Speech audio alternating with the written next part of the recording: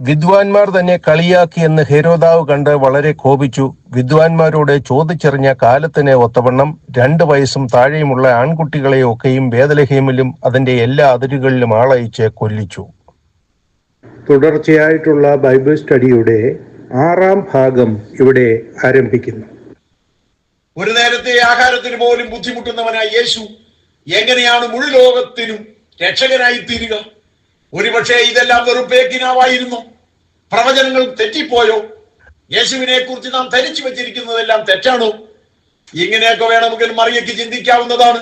പക്ഷേ നമ്മുടെ ജീവിതത്തിൽ ഇതുപോലൊക്കെ ഉണ്ടായാൽ നാം ചിന്തിച്ചു പോകുന്നതാണ്. അതുകൊണ്ട് ഞാൻ പറഞ്ഞു എന്നേ ഉള്ളൂ. യേശുവിന്റെ സ്ഥാനത്തോ മറിയയുടെ സ്ഥാനത്തോ യോസെഫിന്റെ സ്ഥാനത്തോ നാം ഒക്കെയാണെങ്കിൽ പലപ്പോഴും ഇത് ചിന്തിക്കും. എന്നാൽ ദൈവമക്കളെ, ആ വഴിയിലെ പൊടിയിൽ പതിഞ്ഞ ആദ്യത്തെ കാൽപാദങ്ങൾ നിങ്ങളുടേതല്ല, അവസാനത്തേതും നിങ്ങളുടേതായിരിക്കയില്ല. ആ വഴിയിലൂടെയാണ് വർഷങ്ങൾക്ക് മുൻപ് ഈ കനാൻ നാട്ടിൽ നിന്നും ഈ പാലസ്തീൻ നാട്ടിൽ നിന്നും ഒരു ചെറുപ്പക്കാരൻ അടിമയായിട്ടും ഇസ്രായേലിലേക്ക് പോയത്. ആരാണെന്ന് നിങ്ങൾക്കറിയാമോ?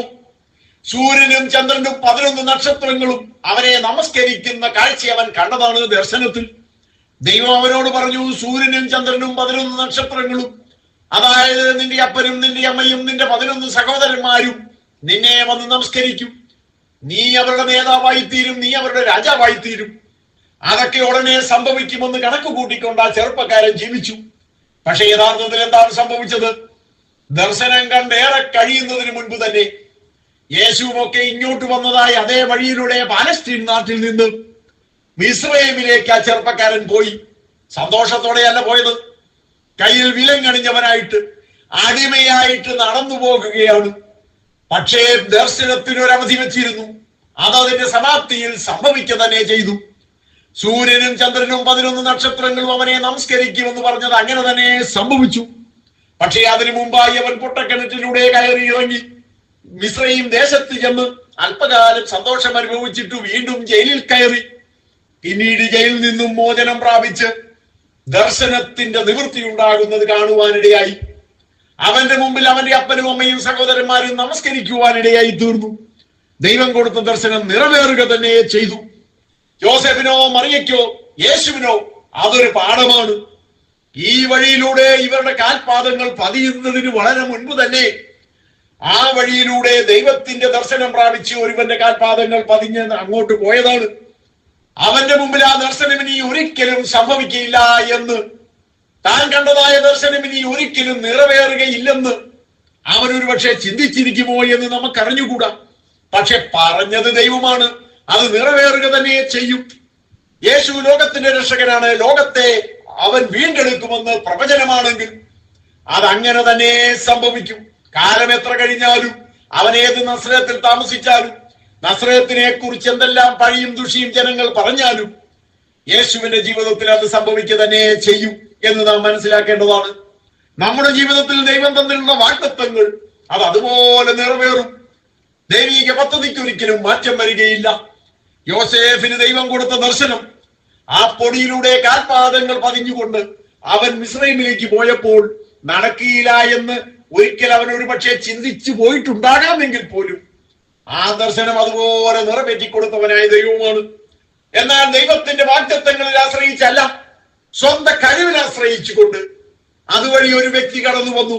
ഒരു വ്യക്തിയല്ല, അവന്റെ പിന്നാലെ ആയിരങ്ങൾ ഉണ്ടായിരുന്നു. അവൻ നടന്നല്ല വന്നത്, രഥത്തിലോ കുതിരപ്പുറത്തോ ഒക്കെയാണ് വന്നത്. അവന്റെ കാൽപാദങ്ങൾ ആ പൊടിയിൽ പതിഞ്ഞോ എന്ന് എനിക്ക് നിശ്ചയമില്ല. ഏതായാലും അവൻ വന്ന കുതിര അല്ലെങ്കിൽ അവൻ സഞ്ചരിച്ച രഥം, അതിന്റെ പാടുകൾ ആ പൊടിയിൽ പതിഞ്ഞിട്ടുണ്ടാകാം. ആരാണത്? അലക്സാണ്ടർ ദ ഗ്രേറ്റ്, മഹാനായി അലക്സാണ്ടർ. ലോകത്തെ മുഴുവൻ കീഴടക്കുവാൻ വേണ്ടി ഇറങ്ങിത്തിരിച്ചതായ അലക്സാണ്ടർ യേശുവിന് ഏകദേശം 300ഓളം വർഷം മുൻപ് ആ വഴിയിലൂടെ വന്നതാണ്. ദൈവം പറഞ്ഞിട്ടല്ല അവൻ പോയത്, അവൻ സ്വന്തം കഴിവിലാണ് ആശ്രയിച്ചിരുന്നത്. അവൻ എങ്ങനെ വരുമെന്നുള്ളത് പ്രവചനമായിരുന്നു എന്നത് ശരി തന്നെ. പക്ഷെ ദൈവിക നിർദ്ദേശപ്രകാരം, ദൈവം കൊടുത്തതായ പ്രവചനപ്രകാരം ഒന്നുമല്ല അവൻ വന്നത്. അവൻ സ്വന്തം കഴിവിൽ ആശ്രയിച്ചുകൊണ്ട് അതുവഴി വന്നു. ജയിക്കുവാൻ വേണ്ടി വന്നു. ജയിച്ചുകൊണ്ടാണ് വന്നത്, കീഴടക്കിക്കൊണ്ടാണ് വന്നത്, രാജാവായിട്ടാണ് അവൻ വന്നത്. എന്നാൽ ഏറെ താമസിയാതെ അവന്റെ ശാപം ഈ ലോകം കാണുവാനിടയായി തീർന്നു. ഏറെയേറെ പ്രതീക്ഷയോടെ അതുവഴി കടന്നു വന്നതായി അലക്സാണ്ടർ പാലസ്തീൻ നാടും ഇറാനും ഇറാഖും ഒക്കെ കീഴടക്കി എന്നത് ശരി തന്നെ. ഒരു സംസ്കാരത്തിന് വിത്ത് വിതച്ചു എന്നത് ശരി തന്നെ. ലോക ചരിത്രത്തെ തന്നെ മാറ്റിമറിച്ചു എന്നത് ശരി തന്നെ. പക്ഷേ തികച്ചും അപ്രതീക്ഷിതമായി അവൻ മരിച്ചു. ലോകം മുഴുവൻ പിടിച്ചടക്കിയെങ്കിലും ഒന്നും കൊണ്ടുപോകാൻ കഴിയാത്തവനായിട്ട് ആ ജേതാവ് അവിടെ അവസാനിച്ചു. അതേ വഴിയിലൂടെയാണ് യേശു ഇപ്പോൾ സഞ്ചരിച്ചിരിക്കുന്നത്. ചില നൂറ്റാണ്ടുകൾക്ക് ശേഷം, കൃത്യമായി പറഞ്ഞാൽ 18ഓളം നൂറ്റാണ്ടുകൾക്ക് ശേഷം, അതേ വഴിയിലൂടെ വീണ്ടും ഒരു ജയാളി കടന്നു പോകുവാനിടയായി. നെപ്പോളിയൻ ലോകത്തെ മുഴുവൻ കീഴടക്കി ലോകത്തിന്റെ ചക്രവർത്തിയാകുവാൻ ഇറങ്ങിത്തിരിച്ചതായി നെപ്പോളിയൻ. ആ നെപ്പോളിയൻ കടന്നുപോയത് അതുവഴിയാണ്. പക്ഷേ ലോകത്തെ കീഴടക്കുവാൻ അവന് കഴിഞ്ഞില്ല. ദൈവിക പദ്ധതി അല്ലായിരുന്നു അത്. അവനെ അയച്ചത് ദൈവമായിരുന്നില്ല. ദൈവത്തിൽ ആശ്രയിക്കാത്ത സ്വന്തം കഴിവിൽ ആശ്രയിച്ചുകൊണ്ട്, യുദ്ധതന്ത്രങ്ങളിൽ ആശ്രയിച്ചുകൊണ്ട് അവൻ മുന്നോട്ട് പോയി. ഏറെ താമസിയാതെ അവന്റെ മരണവാർത്തയാണ് ലോകം കേട്ടത്. അതൊരു പാഠമാണ്. അതുകൊണ്ടും തീർന്നില്ല. 20-ാം നൂറ്റാണ്ടിന്റെ ആദ്യ ദശകങ്ങളിൽ അവിടെ കലാപഭൂമിയായിരുന്നു. 2-ാം ദശകത്തിന്റെ അന്ത്യത്തോളമായപ്പോഴേക്കും ജനറൽ അല്ലൻബി കടന്നു വന്നത് ആ വഴിയിലൂടെയാണ്. എന്തിനാണ് കടന്നു വന്നത്? അതുവരെയും അന്യാധീനപ്പെട്ട് കിടന്നിരുന്ന പാലസ്തീൻ നാട്ടിലേക്ക് യഹൂദന് കുടിയേറാൻ വേണ്ടി അവസരമൊരുക്കിക്കൊണ്ടാണ് അല്ലൻബി കടന്നു വന്നത്. പക്ഷേ അത് ദൈവിക പദ്ധതി പ്രകാരമുള്ള വരവായിരുന്നു. ദൈവിക പദ്ധതി അനുസരിച്ച് കർത്താവായ യേശു ക്രിസ്തുവിന്റെ മടങ്ങി വരവിന് മുൻപേ ഇസ്രായേലിന് ഒരു രാജ്യം ഉണ്ടാകേണ്ടത് ആവശ്യമായിരുന്നു. പാലസ്തീൻ നാട് ഇസ്രായേലിന്റെ കയ്യിൽ വന്നു ചേരേണ്ടത് ആവശ്യമായിരുന്നു. അതുകൊണ്ട് അന്യാധീനപ്പെട്ട് കിടന്ന ആ ദേശത്തേക്ക് ഇസ്രായേൽ ജനങ്ങൾക്ക് കുടിയേറുവാൻ അവസരമൊരുക്കിയത് അല്ലൻബിയുടെ ആ വരവാണ്. അത് ദൈവിക പദ്ധതി പ്രകാരമുള്ള വരവായിരുന്നു. എന്തിനാണ് ഞാൻ ചരിത്രത്തിൽ നിന്ന് ഈ ഉദാഹരണങ്ങൾക്ക് എടുത്തു കാണിച്ചത്? ദൈവിക പദ്ധതി പ്രകാരം പലതും ഈ ലോകത്ത് നടക്കുന്നുണ്ട്. യോസേഫ് അതുവഴി കടന്നുപോയതും യേശു അതുവഴി ഇങ്ങോട്ട് വന്നതും അല്ലൻബി അവിടേക്ക് കടന്നു വന്നതും ദൈവിക പദ്ധതി പ്രകാരമായിരുന്നു. അതേസമയം അലക്സാണ്ടർ പോയതോ നെപ്പോളിയൻ പോയതോ സ്വന്തം ശക്തികളിൽ ആശ്രയിച്ചു കൊണ്ടായിരുന്നു. ദൈവിക പദ്ധതി പ്രകാരം വന്നവർ അനുഗ്രഹിക്കപ്പെട്ടവരായി. അവരെ കുറിച്ചുള്ള ദൈവിക പ്രവചനങ്ങൾ നിവൃത്തിയായി. സ്വന്തം ബലത്തിൽ ആശ്രയിച്ചു പോയവർ അവർ നശിച്ചു പോകുന്ന കാഴ്ചയാണ് നാം കണ്ടത്. തുടർച്ചയായിട്ടുള്ള ബൈബിൾ സ്റ്റഡിയുടെ 6-ാം ഭാഗം ഇവിടെ അവസാനിക്കുന്നു.